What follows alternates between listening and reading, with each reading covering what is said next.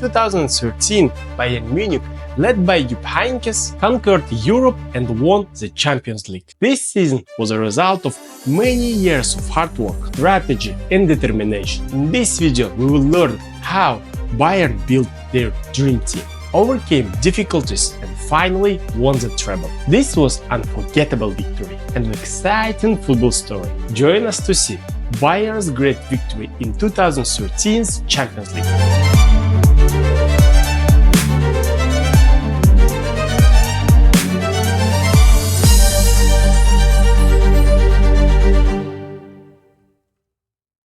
The 2012 Champions League final, Allianz Arena, was packed. Bayern Munich and Chelsea were battling for the Champions League trophy.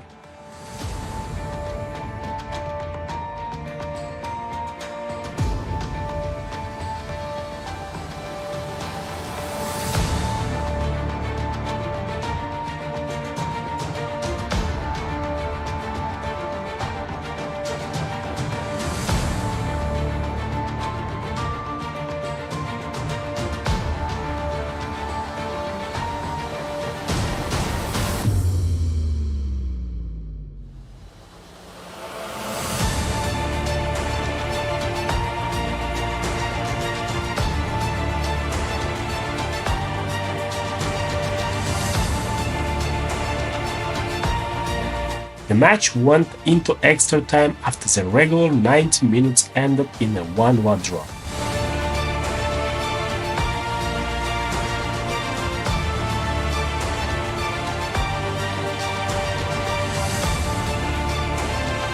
One of Bayern's leaders, Robben, approached to the penalty spot. Robben ran up and took the shot, but Petr Cech correctly guessed the direction and saved the ball.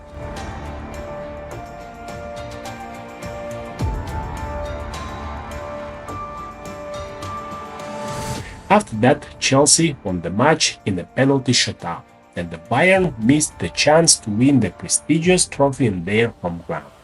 This was a second loss in the Champions League finals in the last 3 years. For the Bayern players, this was a true psychological test.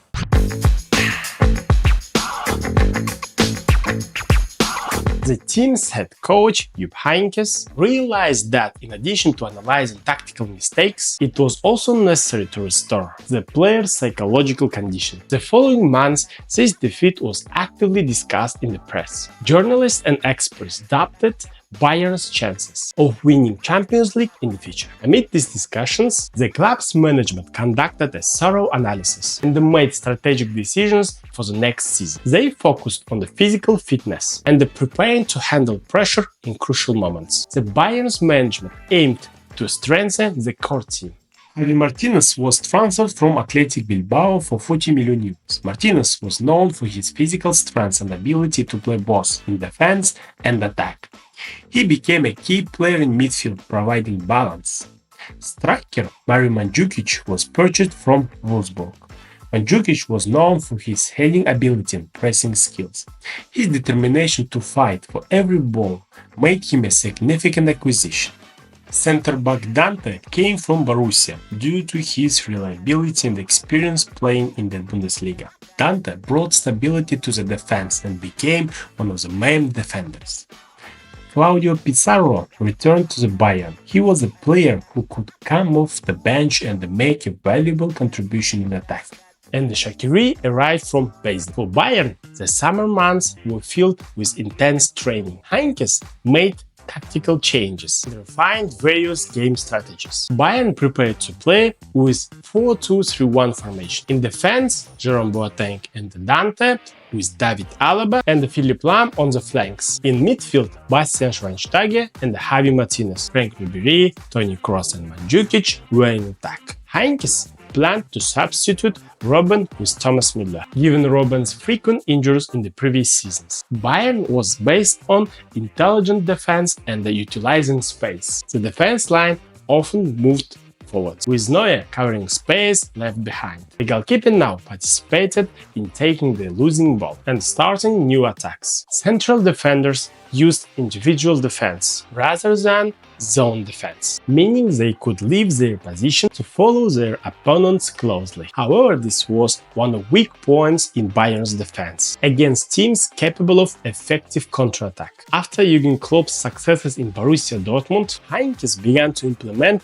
counter-pressing and urged his players to regain the ball as high up the pitch as possible. This not only allowed Bayern to effectively use counter-pressing, but also to gain numerical superiority when regaining the possession. The pressing had to start with Mario Mandzukic. Heynckes' key principle for the new season was to expand the field during attack and then narrow it during defense. In building attacks, Boateng and Dante would look for Mandzukic, who served as a true target man. This allowed the team to push higher the field and construct attacks. But when Mandzukic position was closed, Lam and Alaba could receive the ball and try to direct the attack through the flanks or find midfield player. Javi Martinez often dropped back to the defensive line to bypass the opponent's pressing. This made Bayern known for playing through the middle. The main idea was to draw opponent in and force them to narrow their defense, allowing Robben and Ribéry find space in dangerous areas.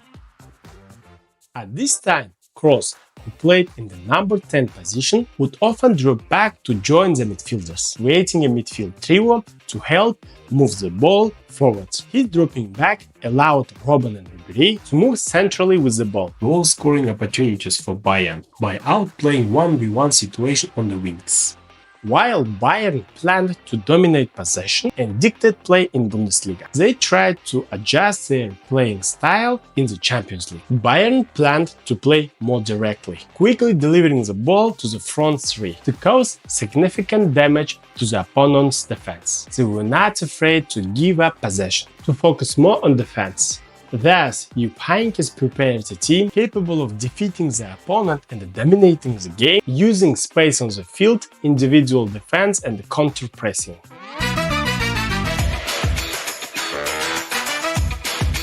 The season began on August 12 with a match against Borussia for the German Super Cup. This was Bayern's opportunity to redeem themselves for the last year's defeats.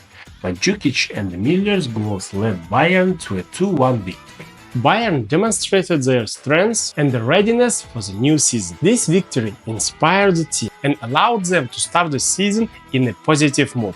Bayern defeated Greuther Fürth in the first round of Bundesliga. The team displayed dominant football, pressing actively and maintaining control of the ball. In the subsequent games, Bayern continued to accumulate points, consolidating their position in the standings. In the first round of the German Cup, Bayern convincingly defeated Regensburg 4-0. The team showed that they had sufficient squad size and were ready to compete for all trophies. In the Champions League, the group stage began with a 2-1 victory over Valencia. In the next game, Bayern unexpectedly lost. This result was a significant breakdown to the Munich team and their fans. Despite the 4-1 victory over Bate in Munich, it was clear that the club lacked consistency. In the Champions League round of 16, Bayern faced difficulties again. Despite a confident victory 3-1 in the first game in London, in a crucial match, the Munich team lost 2-1 at home to Arsenal. However, the overall result across the two matches was 3-3, and Bayern advanced due to the away goals rule.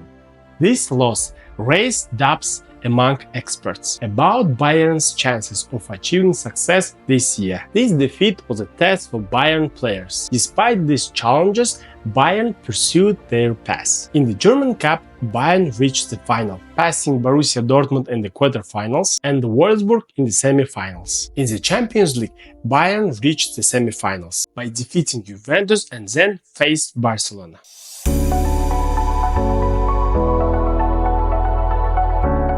Bayern wanted to put last season's failure behind them and show their fans vibrant football.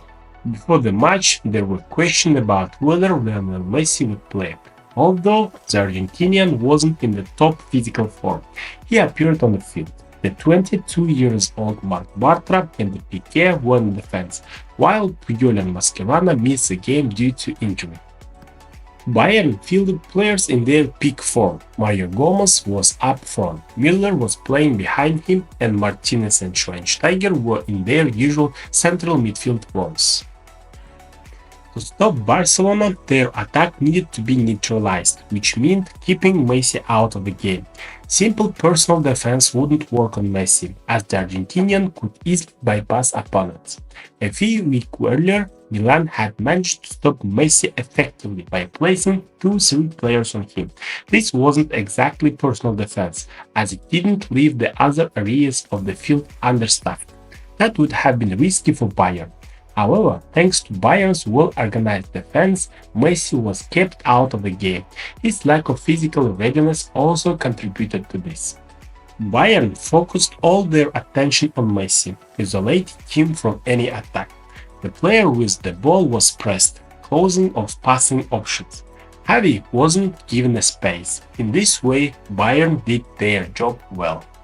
Xavi was a key player for initiating Barcelona's attacks. Bayern applied a similar strategy against Xavi, though it wasn't as strict as with Messi. Most of midfield battles were between Schweinsteiger and Xavi. The German midfielder successfully shut down the Xavi for most of the game, not allowing him dictate the play. Xavi tried to use this to his advantage. It worked to some extent as he moved forward to escape Schweinsteiger's constant personal defense. Messi dropped deeper, shifted to the right flank. In this way, Xavi dragged Schweinsteiger with him, leaving a gap in Bayern's central midfield. However, Bayern's hard-working players managed to get back in defense in time. On both flanks, Ribéry and Robben dropped back to cover the open spaces. This allowed Philipp Lahm and David Alaba to push forward fearlessly on the wings. One of these runs eventually led to a goal for Bayern. Both central forwards Gomez and Miller dropped back to help in defense. This closed the open spaces, preventing Barcelona from stretching the game. Javi Martinez, who came from Athletic Bilbao, knew Barcelona's players well. Although he didn't play much with the ball, his off-the-ball work effectively halted Barcelona's attack. He marked Xavi and Iniesta tightly, rendering Messi ineffective. During the game, Martinez only completed 18 passes, but along with Schweinsteiger made 13 interceptions. This duo also recovered the ball 7 times. Their excellent performance prevented Barcelona from playing through the central areas where their attack typically originated. Barcelona's usual dominance of possession brought them no advantage. Bayern's famous counter-pressing was evident in the third goal. Piqué took a risk by pushing forward to save the game, leaving open spaces in defense, which Robben exploited. Another weakness of Barcelona became apparent in that match: heading ability. Bayern dominated aerial duels, winning 11 out of 14. This gave them the chance to create threats. The first 2 goals were scored from aerial battles. With players like Gomez, Dante and Martinez, Barcelona stood no chance in the air. It took 68 minutes to take their first shot on goal. In fact, this was their only shot on target during the entire game. The other 3 attempts were unsuccessful. Like Barcelona, Bayern preferred playing through the middle, but the difference was that they moved the ball quickly without holding it too long in midfield. Despite having only 34% possession, they managed to take 15 shots, nearly half of which were on target.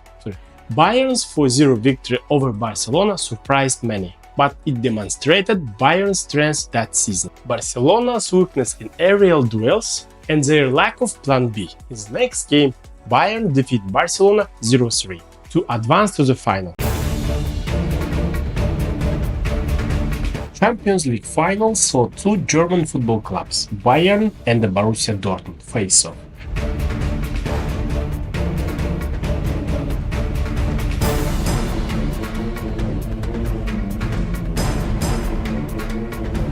From the first minutes of the match, Borussia displayed brilliant attacking football. Lewandowski and Royce all tried to break through Bayern's defense, but Neuer showcased his skills.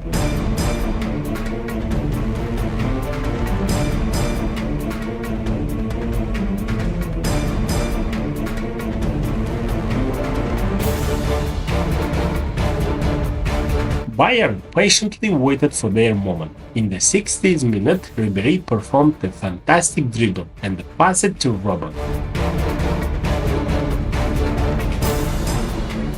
Bayern took the lead.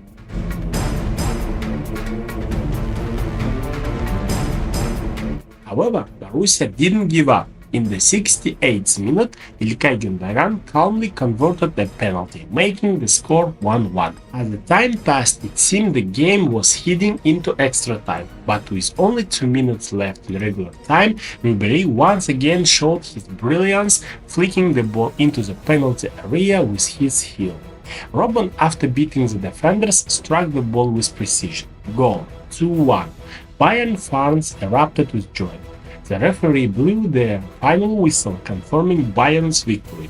That night in London, Bayern ascended to the pinnacle of European football.